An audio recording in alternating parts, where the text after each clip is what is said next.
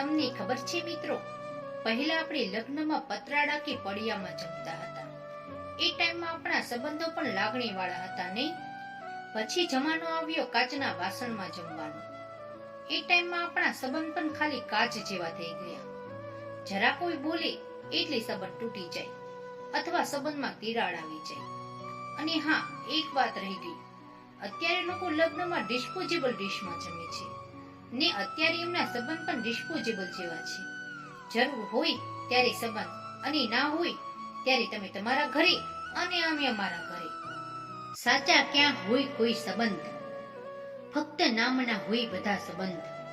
લાગણીને ભાવ શૂન્ય કેળા સંબંધ, સ્વાર્થ જોઈને બનતા એવા સંબંધ.